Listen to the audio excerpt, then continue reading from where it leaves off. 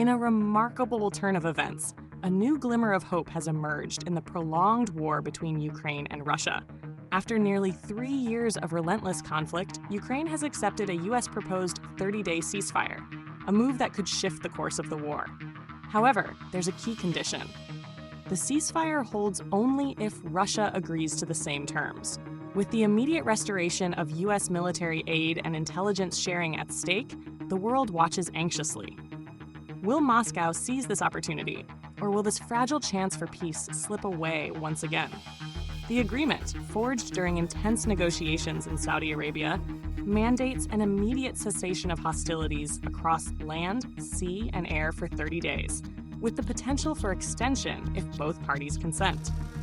President Volodymyr Zelensky reaffirmed Ukraine's steadfast commitment to peace, emphasizing key conditions such as the release of prisoners and the return of Ukrainian children taken to Russia. As he stated, "Our position is absolutely clear. Ukraine has been striving for peace from the first moment of the war, and we want to do everything to achieve peace as quickly and reliably as possible so that there is no more war." In response, the U.S. promptly lifted its recent suspension of military aid to Ukraine. U.S. Secretary of State Marco Rubio underscored the gravity of the moment, declaring, "The ball is now in Russia's court." He further warned that if Moscow refuses the deal, we'll unfortunately know what the impediment is to peace. The international community has responded swiftly to the news.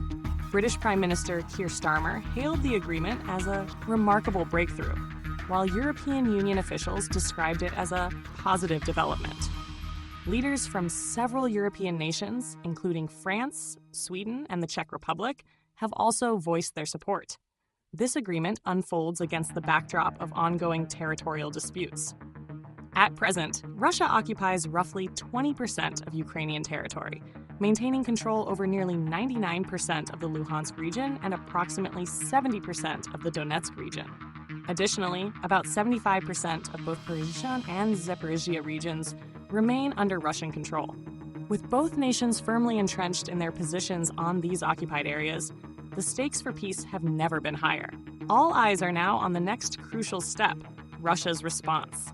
President Trump has announced plans to speak directly with Russian President Vladimir Putin later this week to discuss the proposal.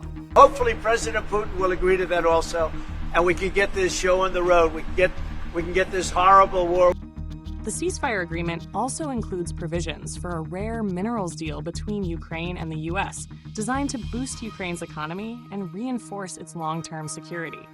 This economic aspect introduces another layer to the negotiations, potentially creating incentives for a more lasting resolution. As the world watches, the fate of this diplomatic effort now rests in Russia's hands. Will they seize the opportunity to de-escalate, or will the war persist? The coming days will determine whether this marks the beginning of a fragile peace or yet another fleeting hope in a prolonged and devastating conflict. One thing remains certain: the clock is ticking.